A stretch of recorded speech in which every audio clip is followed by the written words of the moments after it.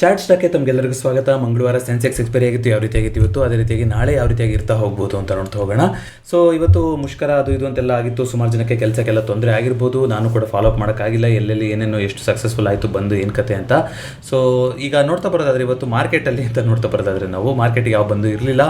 So ಟೈಟನ್ನಲ್ಲಿ 1.84% up movement ಬಂದಿದೆ. IndusInd bank ಎಲ್ಲರೂ ಬಿದ್ದಾಗ ಅದು ಹೇಳ್ತಾ ಇರುತ್ತೆ 1.88%. ಅದೇನಕ್ಕೆ ಅಂದರೆ MD ಮತ್ತು CEO ಯಾರೋ 3 ವರ್ಷಕ್ಕೆ ಒಬ್ಬರನ್ನ ಅಪಾಯಿಂಟ್ ಮಾಡಿದ್ದಾರೆ ಅಂತ ಕೇಳ್ಪಟ್ಟೆ ಸುದ್ದಿ. ಜೊತೆಗೆ ಏಷ್ಯನ್ ಪೇಂಟ್ಸಲ್ಲಿ ಒಬ್ರು ಕೇಳಿದ್ರಿ ಏನಾರು ಇದ್ರೆ ಹೇಳಿ ಅಂತ. ಸರ್ ಸ್ಪೆಸಿಫಿಕ್ ಆಗಿ ಹೇಳೋದು ಏನಾರು ಇದ್ದರೆ ನನಗೆ ಕಾಣಿಸಿದ್ರೆ ಖಂಡಿತ ಕವರ್ ಮಾಡಿರ್ತೀನಿ. ಏಷ್ಯನ್ ಪೇಂಟ್ಸಲ್ಲಿ ಒಂದು ಆಕ್ವಿಸಿಷನ್ ನಡೀತಾ ಇತ್ತು, ಆಕ್ವಿಸಿಷನ್ ಕನ್ಫರ್ಮ್ ಆಗಿದೆ ಅಂತ ಬಂದಿತ್ತು ನ್ಯೂಸು. ಅದೊಂದು ಬಿಟ್ಟರೆ ನನಗೇನೋ ಗೊತ್ತಿಲ್ಲ ಏಷ್ಯನ್ ಪೇಂಟ್ಸ್ ಬಗ್ಗೆ. ಅದೇ ರೀತಿಯಾಗಿ ಇಂಡಸ್ ಬ್ಯಾಂಕಲ್ಲಿ MD CEO ಕನ್ಫರ್ಮ್ ಆಗಿದ್ದಾರೆ ಅಂತ ಬಂದಿದ್ದು, ಅದು ಪಾಸಿಟಿವ್ ಆಗಿದೆ, ಅದು ಚೇಂಜ್ ಆಗ್ತಾ ಇರೋದು ಅಂತ. ಅದೇ ರೀತಿಯಾಗಿ ಅದಾನಿ ಪೋರ್ಟ್ಸಲ್ಲಿ 2.22% ಕರೆಕ್ಷನ್ ಬಂದಿರೋದ್ರ ಮೂಲಕ ಇವತ್ತಿನ ನಿಫ್ಟಿ 50 ಟಾಪ್ ಲೂಸರ್ ಥರ ಕಾಣಿಸ್ತಾ ಇದೆ. ಆದರೆ ಟಾಪ್ ಗೈನರ್ಸ್ ಅಥವಾ ಟಾಪ್ ಕಾಂಟ್ರಿಬ್ಯೂಟರ್ಸ್ ಅಂತ ಯಾರು ಇರ್ತಾರೆ, HDFC bank, ICICI bank, Infosys, Reliance ಎಲ್ಲದೂ ಕೂಡ ಇವತ್ತು ಕರೆಕ್ಷನ್ ಆಗಿತ್ತು. ಅದು ಮಾರ್ಕೆಟ್ನ ಕೂಡ ಡ್ರ್ಯಾಗ್ ಮಾಡ್ಕೊತ ಹೋಯಿತು. ಅದೇ ರೀತಿಯಾಗಿ ಯಾವುದು ನಿಫ್ಟಿ ನೆಕ್ಸ್ಟ್ 50 ಅಂತ ನೋಡ್ತಾ ಬರೋದಾದರೆ ಸ್ವಿಗ್ಗಿನಲ್ಲಿ 3.42% ಕರೆಕ್ಷನ್ ಬಂದಿದೆ, ಬ್ರಿಟಾನಿಯಾದಲ್ಲಿ 2.62% ಕರೆಕ್ಷನ್ ಬಂದಿದೆ. ಹಾಗಾಗಿ ಅದೇ ನಿಫ್ಟಿ ನೆಕ್ಸ್ಟ್ 50 ಟಾಪ್ ಲೂಸರ್ಗಳಾಗ್ತಾ ಹೋಗುತ್ತೆ. CG ಪವರು, ಸೀಮನ್ಸು ಅದೆಲ್ಲ ಇವತ್ತಿನ ಟಾಪ್ ಗೇನರ್ ಆಗಿದೆ. ಸೀಮನ್ಸೇ ಇವತ್ತಿನ ಟಾಪ್ ಗೇನರ್ ಅಂತ ಕಾಣಿಸುತ್ತೆ ನಿಫ್ಟಿ ನೆಕ್ಸ್ಟ್ 50ನಲ್ಲಿ. DLF ರಿಸಲ್ಟ್ಸ್ ಬಂದಿತ್ತು, ರೆಕಾರ್ಡ್ ನಂಬರ್ ಆಫ್ ಬುಕ್ಕಿಂಗ್ಸ್ ಆಗಿದೆ, 8% ಜಂಪ್ ಆಗಿದೆ ಪ್ರಾಫಿಟ್ ಅಂತೆಲ್ಲ ಕೇಳ್ಪಟ್ಟೆ. ಆದರೂ ಕೂಡ ಸ್ಟಾಕಲ್ಲಿ ಕರೆಕ್ಷನ್ ಆಗಿದೆ. ನೋಡಿ, ವೀಕೆಂಡಲ್ಲಿ ಒಂದಿಷ್ಟು ಸ್ಟಾಕ್ಸ್ಗಳದ್ದು ರಿಸಲ್ಟ್ಸ್ ಬಂದಿತ್ತು, ಕವರ್ ಮಾಡೋದು ಮರ್ತೋಗಿತ್ತು. ಯಾವಾಗ ನಮಗೆ 2 ಆಗಸ್ಟಿಂದ ಅಂತ ಬರುತ್ತೆ ಅನಿಸುತ್ತೆ. ಇದು ಯಾಕೆ ವರ್ಕ್ ಆಗ್ತಾ ಇಲ್ಲ. 2 ಆಗಸ್ಟು ಆ್ಯಪ್ ಇಂಡಿಯಾದಲ್ಲಿ ರಿಸಲ್ಟ್ಸ್ ಬಂದಿತ್ತು, ಅಂತ ಚೆನ್ನಾಗಿ ರಿಸಲ್ಟ್ಸ್ ಬಂದಿರಲಿಲ್ಲ. ಫೆಡರಲ್ ಬ್ಯಾಂಕು ಇದೆಲ್ಲದರದ್ದು ಕೂಡ ರಿಸಲ್ಟ್ ಬಂದಿತ್ತು. ಇತ್ತೀಚಿನ ನೀವು ವರ್ಸ್ಟ್ ಪರ್ಫಾರ್ಮರ್ ನೋಡಿದ್ರೆ ಗೊತ್ತಾಗ್ತಾ ಹೋಗುತ್ತೆ. ಸೊ ಯಾವುದಿತ್ತು ಶನಿವಾರ ರಿಸಲ್ಟ್ಸ್ ಇದ್ದಿದ್ದು, ಭಾನುವಾರ ಯಾವುದು ರಿಸಲ್ಟ್ಸ್ ಇರಲಿಲ್ಲ. ನಿನ್ನೆ DLF ರಿಸಲ್ಟ್ ಇತ್ತು, ಮಾರಿಕೋ ರಿಸಲ್ಟ್ ಇತ್ತು. ಸೀಮನ್ಸು, ಮಾರಿಕೋದು ಮತ್ತು DLF ಎರಡು ಕೂಡ ಪಾಸಿಟಿವ್ ಆಗಿದೆ ಅಂತ ಕೇಳ್ಪಟ್ಟೆ. ಜೊತೆಗೆ ವೀಕೆಂಡಲ್ಲಿ UPLದು ರಿಸಲ್ಟ್ಸ್ ಇತ್ತಲ್ವ, UPL ರಿಸಲ್ಟ್ಸ್ ಎಲ್ಲ ಬಂದಂಗಿತ್ತು. ಯಾಕೆಂದರೆ ನಿನ್ನೆ 7% ಏನೋ ಮೂವ್ಮೆಂಟ್ ಆಗಿತ್ತು. ಐ ಥಿಂಕ್ ಅದು ಶುಕ್ರವಾರ ಅಂತ ಅನ್ಸುತ್ತೆ. ಶುಕ್ರವಾರ ಬಂದಿತ್ತು. ಅದು ಶುಕ್ರವಾರ ದಿನ UPL ರಿಸಲ್ಟ್ಸ್ ಬಂತು. ಇವಾಗ 700 ಮೇಲ್ಗಡೆ ಟ್ರೇಡ್ ಆಗ್ತಾಯಿದೆ UPL. ಸೊ ಕೆಲವೊಂದನ್ನು ಟ್ರ್ಯಾಕ್ ಮಾಡಿರ್ತೀನಿ, ಕೆಲವೊಂದು ಟ್ರ್ಯಾಕ್ ಮಾಡಿರೋದಿಲ್ಲ. ಬಟ್ ಅರ್ನಿಂಗ್ಸು ಸ್ಪೆಷಲ್ ಆಗಿ ಯಾವ್ದಾದ್ರು ನೋಡೋದಿದೆ ಅಂದರೆ ನಾವು ಟ್ರ್ಯಾಕ್ ಮಾಡ್ತಾ ಹೋಗ್ಬೋದು. ಸೊ ಇವತ್ತು 5 ಆಗಸ್ಟ್ ಇವತ್ತು ಕೂಡ ಒಂದಿಷ್ಟು ರಿಸಲ್ಟ್ಸ್ ಬಂದಿತ್ತು. ಅದಾನಿ ಪೋರ್ಟ್ಸು ಅದೆಲ್ಲ ಕರೆಕ್ಷನ್ ಬಂದಿರೋದು. ಅದಕ್ಕೆ ಬ್ರಿಟಾನಿಯಾದಲ್ಲೂ ಇವತ್ತು ರಿಸಲ್ಟ್ಸ್ ಇತ್ತು. ಐ ಥಿಂಕ್ ಯಾವುದಾದ್ರು ಅಷ್ಟು ಚೆನ್ನಾಗಿ ರಿಸಲ್ಟ್ ಬಂದಿಲ್ಲ. ಪ್ರೆಸ್ಟೀಜಿಂದು ಕೂಡ ಕರೆಕ್ಷನ್ ಆಗಿದೆ. ಭಾರತಿ ಏರ್ಟೆಲ್ ಇವಾಗ ಏರ್ಟೆಲ್ ಕ್ಲೌಡ್ ಅಂತ ಒಂದು ಹೊಸದು ಇವಾಗ ಅಮೆಝಾನ್, ಗೂಗಲ್ ಜೊತೆಗೆ ಅವ್ರದ್ದೆಲ್ಲ ಕ್ಲೌಡ್ ಸರ್ವಿಸ್ ಇದೆಯಲ್ಲ, ಅಂದರೆ ಪ್ಲಾಟ್ಫಾರ್ಮ್ ಆಸ್ ಎ ಸರ್ವಿಸ್ ಆಗಿ ಪ್ರೊವೈಡ್ ಮಾಡ್ತಾರೆ. ಆ ಥರ ಒಂದು ಕ್ಲೌಡ್ ಸೆಟಪ್ನು ಕೂಡ ತೊಗೊಂಡ್ಬರ್ತಾ ಇದ್ದಾರೆ. ತುಂಬ ವ್ಯಾಸ್ಟ್ ಆಗಿ ಎಕ್ಸ್ಪ್ಯಾಂಡ್ ಆಗ್ತಾ ಇದೆ ಏರ್ಟೆಲ್ಲು. ಅದು ಸ್ಟಾಕಲ್ಲಿ ಆಲ್ರೆಡಿ ಕಾಣಿಸ್ತಾ ಇದೆ. ಒಂದು ವರ್ಷದಿಂದ ಒಳ್ಳೆ ರಿಟರ್ನ್ಸ್ನ ಕೊಡ್ತಾನೆ ಬಂದಿದೆ. ಸೊ ನಾಳೆ ಯಾವ್ಯಾವ್ದಿದೆ ರಿಸಲ್ಟ್ಸ್ ಅಂತ ನೋಡ್ತಾ ಬರೋದ್ರೆ ನಾಳೆ ಕೂಡ 141 company, more importantly Trent most volatile stock in Nifty 50 ಅಂತ ಹೇಳ್ತಾ ಹೋಗ್ಬೋದು. DV labs, PFC power finance, Pidilite, Bajaj holdings, Bajaj auto ಎಲ್ಲದ್ರದ್ದು ಕೂಡ ನಾಳೆ ರಿಸಲ್ಟ್ಸ್ ಇದೆ. ನಾಳೆ ಕೂಡ ಇಂಟ್ರೆಸ್ಟಿಂಗ್ ದಿನ ಆಗಿರುತ್ತೆ.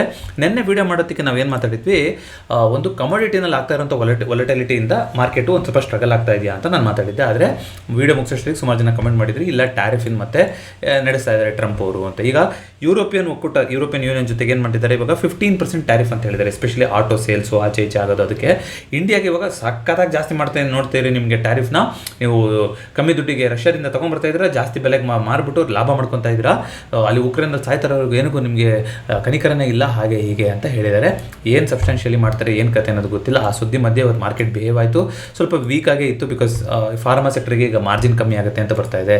ಈಗ ಮತ್ತೆ ಇನ್ನೊಂದು ಜಾಸ್ತಿ ಮಾಡ್ತಾ ಇದ್ದಾರೆ ಟ್ಯಾಕ್ಸು ಆ ಥರ ಇದು ಅಂತಂದರೆ ಏನು ಅಂತ. ಸೊ ಇದು ಕ್ಲಿಯರ್ ಆಗಿ ಇವತ್ತು ಮೂಮೆಂಟ್ ಕಾಣಿಸಿತ್ತು ನಿಫ್ಟಿನಲ್ಲಿ. ಅಂದರೆ ನಿನ್ನೆ ಯಾವ ಲೆವೆಲ್ಗೆ ಒಂದು ಬಂದು ಕ್ಲೋಸಿಂಗ್ ಆಗಿತ್ತು, ಆ ಲೆವೆಲ್ನ ಇವತ್ತು ಟೆಸ್ಟ್ ಮಾಡೋಕ್ಕೂ ಕೂಡ ಹೋಗಿಲ್ಲ. ಅಲ್ಲಿಂದ ಶಾರ್ಪಾಗಿ ರಿಜೆಕ್ಷನ್ ಬರ್ತಾ ಇತ್ತು. ಆಮೇಲೆ ಇಲ್ಲಿ ಬಂದರೂ ಕೂಡ ಇವತ್ತು ಮಾತಾಡಿದ್ವಿ 24,600ನ ಬ್ರೀಚ್ ಆದರೆ ಮಾತ್ರ ಈಗ ಹೊಸ ಲೋ ಕಡೆಗೆ ಹೋಗ್ತಾ ಹೋಗುತ್ತೆ. ಅದು 24,537 ಆಸ್ಪಾಸಲ್ಲಿದೆ.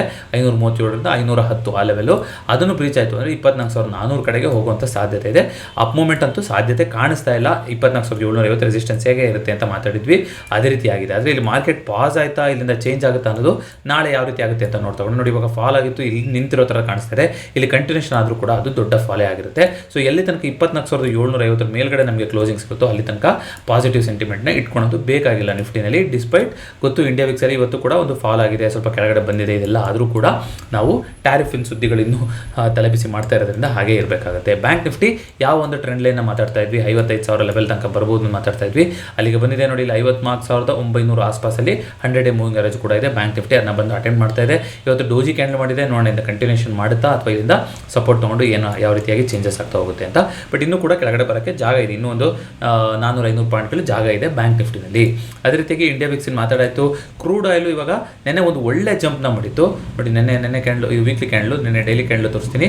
ನೆನ್ನೆ ಒಂದು ಅಟೆಂಪ್ಟ್ನ ಮಾಡಿತ್ತು, ಆಲ್ಮೋಸ್ಟ್ 5,950 ಅಲ್ಲಿ ತನಕ ಹೋಗಿ ಅಲ್ಲಿಂದ ವಾಪಸ್ ಸೆಟ್ಲ್ ಆಗಿದೆ ನೆನ್ನೆ. ಇವತ್ತು ಅದಕ್ಕೆ ನಾನು ಕೆಳಗಡೆ ಬಂದಿದೆ. ಬಟ್ ಸ್ಟಿಲ್ ಇದನ್ನ ನಾನು ವೀಕ್ ಅಂತ ಕರೆಯೋದಕ್ಕೆ ಇಷ್ಟಪಡ್ತಾ ಇಲ್ಲ. ಯಾಕೆಂತಂದರೆ ಇಲ್ಲಿ ಬಂದಿರುವಂಥ 3 ಕ್ಯಾಂಡ್ಲ್ಗಳು ತುಂಬ ದೊಡ್ಡ ಕ್ಯಾಂಡ್ಲ್ಗಳಿದು, ತುಂಬ ಬುಲ್ಲಿಶ್ ಕ್ಯಾಂಡ್ಲ್ಗಳು. ಸೊ ಈಗ ಬರ್ತಾ ಇರೋದು ಇಲ್ಲಿ 100 ಮೂವಿಂಗ್ ಆವರೇಜಲ್ಲಿ ಸಪೋರ್ಟ್ ತೊಗೊಂಡು ಮತ್ತೆ ಬೌನ್ಸ್ ಆಗುತ್ತಾ ಏನು ಕತೆ ಅಂತ ನೋಡೋಣ. ಈಗಷ್ಟೇ ರೈಸ್ ಆಗೋಕ್ಕೆ ನೋಡ್ತಾ ಇದೆ ಯಾವುದು ಕ್ರೂಡು, ಈ ಚಾನಲಲ್ಲಿ ಹೋಗ್ತಾ ಇದೆ. ಅಲ್ಲಿ ತನಕ ನಾವು ಇಂಟ್ಯಾಕ್ಟ್ ಆಗಿ ಇರ್ತಾ ಹೋಗಬೇಕು. ನೋಡೋಣ ಯಾವ ರೀತಿ ಚೇಂಜಸ್ ಆಗ್ತಾ ಹೋಗುತ್ತೆ ಅಂತ. ಕ್ರೂಡ್ ಮೇಲೆ ಹೋಯಿತು ಅಂದರೆ ಅಫ್ಕೋರ್ಸ್ ಅದು ಮಾರ್ಕೆಟಿಗೆ ನೆಗೆಟಿವ್ ಸುದ್ದಿನೇ ಆಗಿರುತ್ತೆ. ನ್ಯಾಚುರಲ್ ಗ್ಯಾಸು 260 ಆ ಲೆವೆಲಲ್ಲಿ ಒಂದು ಸಪೋರ್ಟ್ ತೊಗೊತಾ ಇದೆ. ಒಂದು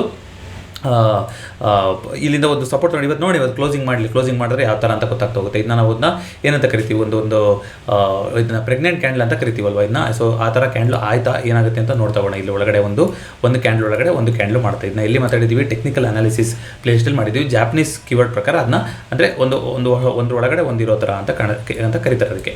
ಸೊ ಹಾಗಾಗಿ ಪ್ರೆಗ್ನೆಂಟ್ ಕ್ಯಾಂಡಲ್ ಅಂತಲೂ ಕೂಡ ಕರೀತಾರೆ. ಎಕ್ಸಾಕ್ಟ್ ವರ್ಡ್ ಇದೆ ಜಾಪನೀಸ್ದು.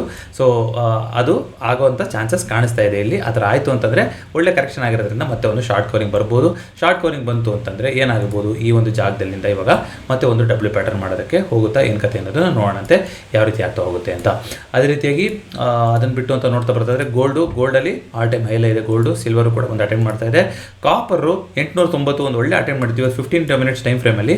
ಇದು ಒಂದು ಬ್ರೇಕ್ಔಟ್ ಆಗೋ ಚಾನ್ಸಸ್ ಇದೆಯಾ ಅಂತ ಮಾತಾಡಿದ್ವಿ. ಯಾಕಂದರೆ ಈ ಝೋನಿಗೆ ಬಂದಾಗ ಇಲ್ಲಿ ನೋಡಿ, ಈ ಆಸ್ಪಾಸಿಗೆ ಬಂದು ಇಲ್ಲಿಂದ ಒಂದು ದೊಡ್ಡದಾಗಿ ಬ್ರೇಕ್ಔಟ್ ಕೊಡೋಕ್ಕಾಯಿತು. 15 ಮಿನಿಟ್ಸಲ್ಲಿ ಸ್ವಲ್ಪ ಒಳ್ಳೆ ವಾಲ್ಯೂಮಲ್ಲಿ ಕೂಡ ಆಗಿತ್ತು. ಆದರೆ ಇಮಿಡಿಯೇಟ್ ಆಗಿ ಸೆಲ್ಲಿಂಗ್ ಬಂದು ಈಗ ವಾಪಸ್ ಈ ಝೋನ್ ಒಳಗಡೆ ಬಂದೋಗಿದೆ. ಸೊ ಈ ಝೋನ್ ಒಳಗಡೆ ಬಂತು ಅಂದರೆ ಇದು ಆಲ್ರೆಡಿ ಇರುವಂಥ ಒಂದು ದೊಡ್ಡ ಬಸ್ ಸ್ಟ್ಯಾಂಡ್ ಲೆವೆಲು, ಆ ಲೆವೆಲ್ಗೆ ಬಂದು ಅಟೆಂಡ್ ಮಾಡ್ತಾ ಇದೆ. ಆ ಅಟೆಂಪ್ಟ್ ತೊಗೊಂಡು ಮೇಲ್ಗಡೆ ಹೋದರೆ ವೆಲ್ ಆ್ಯಂಡ್ ಗುಡ್, ಒಂದು ಮೇಲ್ಗಡೆ ಹೋಗುವಂಥ ಸಾಧ್ಯತೆ ಇರುತ್ತೆ. ಆದರೆ ಈ ಝೋನ್ ಒಳಗಡೆ ಮತ್ತೆ ಬರೋಕ್ಕೆ ಶುರು ಆಯಿತು ಅಂತಂದರೆ ಕಾಪರ್ನ ವೀಕ್ ಅಂತಲೇ ಕರಿಬೇಕು. ಮತ್ತು ಕಾಪರ್ ಏನೊಂದು ದೊಡ್ಡದಾಗಿ ಒಂದು ದಿನ ಬಿತ್ತಲ್ಲ ಅವತ್ತು, ಅದರ ಗ್ಯಾಪ್ ಫಿಲ್ಲಿಂಗ್ನೇ ಮಾಡ್ತಾ ಇರೋಂಥದ್ದು. ಗ್ಯಾಪ್ ಫಿಲ್ಲಿಂಗ್ ಅಂದರೆ ಇಂಟರ್ನಲ್ ಕ್ಯಾಂಡಲ್ನೇ ಡೈಲಿ ಕ್ಯಾಂಡಲ್ ಅಂತ ತೊಗೊಂಡು ಬರ್ತಾರೆ. ಯಾಕಂದರೆ ದಡಮ್ ಅಂತ ಬೀಳಿಲ್ಲ, ಅದು ಇಂಟ್ರಾಡೇನಲ್ಲಿ ಎಲ್ಲಿ ಓಪನ್ ಆಯಿತು ಅಲ್ಲಿಂದ ಫುಲ್ ಬೀಳ್ತಾ ಹೋಯ್ತು ಇಷ್ಟು ದೊಡ್ಡದಾಗಿ. ಅದರೊಳಗಡೆ ಆಗ್ತಾರೆ ಇಂಟರ್ನಲ್ ಕ್ಯಾಂಡಲ್ ಸೆಟಪ್ ಇನ್ನೂ ಕೂಡ. ಸೊ ಈ ಮಂತು ಇದರೊಳಗಡೆ ಮುಗಿಸುವಂಥ ಎಲ್ಲ ಸಾಧ್ಯತೆ ಇದೆ. ನೋಡೋಣ ಏನಾದ್ರು ಸರ್ಪ್ರೈಸ್ಗಳು ಬರುತ್ತಾ, ಟ್ಯಾರಿಫ್ ಈ ಥರ ಎಲ್ಲ ಮಾತಾಡ್ತಾ ಇರೋದ್ರಿಂದ ಅಂತ. ಸೊ ಅದನ್ನು ಹೊರತುಪಡಿಸಿ ಅಂತ ನೋಡೋದಾದರೆ FIDAಗಳು ಕಂಟಿನ್ಯೂಸ್ ಆಗಿ ಮಾರ್ತಾನೆ ಬಂದಿದ್ದಾರೆ. ನಿನ್ನೆ ಡೇಟಾದಲ್ಲೂ ಕೂಡ FIಗಳು ಮಾರಿದ್ರು, DAಗಳು ಒಂದಿಷ್ಟು ಬೈನ ಮಾಡಿ ಸಪೋರ್ಟ್ನ ಕೊಡ್ತಾ ಇದ್ದಾರೆ. ಸೊ ಇದನ್ನು ಹೊರತುಪಡಿಸೋ ನ್ಯೂಸ್ ಅಂತ ನೋಡೋದಾದರೆ ರೆಪೋ ರೇಟಿಂದು ಇನ್ನೂ ಕ್ಲೀನಾಗಿ ಬಂದಿಲ್ಲ ಇನ್ಸ್ಟ್ರಕ್ಷನ್ಸು. ಅದು ಬರಲಿ ಏನಾಗುತ್ತೆ ಅಂತಂದು ಗೊತ್ತಾಗ್ತಾ ಹೋಗುತ್ತೆ. ಜೊತೆಗೆ FIದು DAದು ಕ್ರಾಸ್ ಓವರ್ ಆಗಿರೋದು ನೆನ್ನೆ ಮಾತಾಡಿದ್ವಿ ಅದ್ರ ಬಗ್ಗೆ. ಈಗ ಟಾಟಾ ಕ್ಯಾಪಿಟಲ್ ಯಾವುದೋ ಒಂದು IPO ಬರೆದಿದೆ. NSDL IPO ಐ ಥಿಂಕ್ ನಾಳೆ ಅನ್ಸುತ್ತಲ್ವ ಲಿಸ್ಟಿಂಗು, ನಾಳೆ ಲಿಸ್ಟಿಂಗ್ ಇರ್ಬೋದು. ಕ್ಷಮಿಸಿ ನಾನು ನೋಡಿಲ್ಲ, ಇವತ್ತೇ ಲಿಸ್ಟಿಂಗ್ ಆಗಿದೆ, ಆಮೇಲೆ ಬೈಕ್ ಹೋಗಬೇಡಿ. ನಾಳೆ ಲಿಸ್ಟಿಂಗ್ ಅಂತ ಅನ್ಕೊಂಡಿದ್ದೀನಿ. NSDL ನೋಡೋಣ ಯಾರಿಗಾರು ಅಲರ್ಟ್ ಆಗಿತ್ತಾ. 46 ಟೈಮ್ ಸಬ್ಸ್ಕ್ರಿಪ್ಷನ್ ಆಗಿತ್ತು. ಅಲರ್ಟ್ ಆಗಿದ್ರೇ ಲಕ್ಕು, ಅಲರ್ಟ್ ಆಗಿದ್ರೆ ಒಳ್ಳೆ ಪಾಸಿಟಿವ್ ಲಿಸ್ಟಿಂಗ್ ಆಗಲಿ ಅಂತ ಕೇಳ್ಕೊಳ್ಳೋಣಂತೆ. ಸೊ ಮಾರ್ಕೆಟು ಸದ್ಯಕ್ಕೆ ಖಂಡಿತವಾಗ್ಲೂ ವೀಕ್ ಇರೋ ಥರದ್ದು ಕಾಣಿಸ್ತಾ ಇದೆ. ಆದರೆ ಇಂಡಿಯಾ ವಿಕ್ಸು ಸ್ವಲ್ಪ ಚೇತರಿಸ್ಕೊಂಡಿರೋದು ಒಂದು ಸಮಾಧಾನಕರ ವಿಚಾರ. ಆದರೆ ಈಗಲೂ ಕೂಡ ಮಾರ್ಕೆಟ್ನಲ್ಲಿ ಒಂದು ನೆಗೆಟಿವಿಟಿ ಅನ್ನೋದು ಕಾಣಿಸ್ತಾ ಇದೆ ಬಿಕಾಸ್ ಆಫ್ ಟ್ಯಾರಿಫು. ಮತ್ತೊಂದು 24,750 ಮೇಲ್ಗಡೆ ಎಲ್ಲಿ ತನಕ ನಮಗೆ ಕ್ಲೋಸಿಂಗ್ ಆಗೋದಿಲ್ಲೋ ಅಲ್ಲಿ ತನಕ ನಾವು ಒಂದು ಶಾರ್ಟ್ ಕವರಿಂಗ್ ಔಟ್ಲುಕ್ನು ಕೂಡ ಇಟ್ಕೊಳ್ಳೋದು ಬೇಕಾಗಿಲ್ಲ. ಇಲ್ಲಿ ಎಲ್ಲಿಂದ ಬೇಕಾದರೂ ಮಾರ್ಕೆಟು ಕರೆಕ್ಷನ್ ಆಗುತ್ತೆ ಅನ್ನೋ ಒಂದು ಎಕ್ಸ್ಪೆಕ್ಟೇಷನ್ ಇದೆ. 24,500 ವೆರಿ ಇಂಪಾರ್ಟೆಂಟ್ ಲೆವೆಲ್. ಯಾವಾಗ 24,500 ಲೆವೆಲ್ ಬ್ರೇಕ್ ಆಗುತ್ತೋ ಅಲ್ಲಿಂದ ಮಾರ್ಕೆಟಲ್ಲಿ ದೊಡ್ಡ ಕರೆಕ್ಷನ್ ಬರುವಂಥ ಸಾಧ್ಯತೆ ಇದೆ. ಜೊತೆಗೆ 2025 ನಮ್ಮ ಚಾನಲ್ ಮಿಷನ್ ನಿಮಗೆಲ್ಲರಿಗೂ ಗೊತ್ತಿದೆ. ಇವಾಗ ಟರ್ಮ್ ಇನ್ಶೂರೆನ್ಸು 2024 ಮಿಷನ್ ಆಗಿತ್ತು. ಅದನ್ನ ಈ ವರ್ಷನೂ ಕೂಡ ನಾನು ಹೇಳ್ತಾ ಇದ್ದೀನಿ. ಯಾಕೆಂತಂದರೆ ಸೂಕ್ತವಾದಂಥ ಪ್ರಾಡಕ್ಟ್ಸ್ಗಳು ಬಂದಿದೆ. ನಿಮ್ಮ ಹತ್ರ ಇನ್ಕಮ್ ಪ್ರೂಫ್ ಇಲ್ಲ ಅಂದ್ರೂ ಕೂಡ ನೀವು ಟರ್ಮ್ ಇನ್ಶೂರೆನ್ಸ್ನ ಓಪನ್ ಮಾಡ್ಬೋದು. ಆಲ್ಟರ್ನೇಟಿವ್ ಇನ್ಕಮ್ ತೋರಿಸಿ ಅದ್ರ ಬಗ್ಗೆ ಡೆಡಿಕೇಟೆಡ್ ವಿಡಿಯೋ ಇತ್ತು. ಪ್ರತಿ ವಿಡಿಯೋದ ಪಿನ್ ಕಮೆಂಟಲ್ಲಿ ಅದು ಕೊಟ್ಟಿರ್ತೀನಿ. ಇಂಟ್ರೆಸ್ಟ್ ಇದ್ದರೆ ನೀವು ಫಾರ್ಮ್ನ ಫಿಲ್ಅಪ್ ಮಾಡಿದ್ರೆ ಬಜಾಜ್ ಸಿಬ್ಬಂದಿ ನಿಮ್ಗೆ ಹೆಲ್ಪ್ ಮಾಡ್ತಾರೆ. ಜೊತೆಗೆ 2025 ನಮ್ಮ ಚಾನಲ್ ಮಿಷನ್ ಎಮರ್ಜೆನ್ಸಿ ಫಂಡನ್ನು ಬಿಲ್ಡ್ ಮಾಡುವಂಥದ್ದು. ಪ್ರತಿ ತಿಂಗಳು ಎಷ್ಟಾಗುತ್ತೋ ಅಷ್ಟನ್ನು ಎಮರ್ಜೆನ್ಸಿ ಫಂಡಿಗೆ ಅಂತ ತೆಗೆದಿರ್ತಾ ಬರೋಣ. ಸೊ ಸೆಬಿನಲ್ಲಿ ಒಂದಿಷ್ಟು ರೂಲ್ಸ್ ಚೇಂಜಸ್ ಕೂಡ ಬರೋ ಥರ ಇದೆ. ಆದರೆ ನಮಗೆಲ್ಲ ಅದು ಹೈ ಲೆವೆಲ್. ಇವಾಗ ಗೇಮಿಂಗ್ ಅಪ್ಲಿಕೇಶನ್ಗಳನ್ನ ಕೂಡ ಸಪ್ಲೈಯರ್ಸ್ ಅಂತ ಕರೆದು ಅವರಿಗೆ GST ಇದರೆಲ್ಲ ಕನ್ಸೆಷನ್ ಕೊಡಬಾರ್ದು ಅಂತ ಗೌರ್ಮೆಂಟ್ ಪ್ಲಾನ್ ಮಾಡ್ತಾ ಇದೆ. ಜೊತೆಗೆ ಹೈ ಫರ್ಮ್ಗಳು ಯಾರಿದ್ರು 1,000 ಕೋಟಿಗಿಂತ ಮೇಲೆ ಟ್ರಾನ್ಸಾಕ್ಷನ್ ಮಾಡ್ತಾ ಇದ್ರು ಅವರಿಗೆಲ್ಲ ಒಂದಿಷ್ಟು ರಿಲೀಫ್ನ ಕೊಡೋಕ್ಕೆ ಸೆಬಿ ಪ್ಲಾನ್ ಮಾಡ್ತಾ ಇದೆ. ನೋಡೋಣ ಅದೆಲ್ಲ ಯಾವ ರೀತಿಯಾಗಿ ಚೇಂಜಸ್ ಆಗುತ್ತೆ ಏನು ಕತೆ ಅನ್ನೋದನ್ನ. ಅದು ಇನ್ನೂ ಮಾಹಿತಿ ಹೆಚ್ಚಿಗೆ ನಾನು ಬಂದಾಗ ಬೇಕಾದರೆ ಡೆಡಿಕೇಟೆಡ್ ವಿಡಿಯೋ ಮಾಡ್ಕೊಡ್ತೀನಿ. ಮತ್ತೊಂದು ವಿಡಿಯೋದೊಂದಿಗೆ ಭೇಟಿಯಾಗೋಣ. ಎಲ್ರಿಗೂ ನಮಸ್ಕಾರ.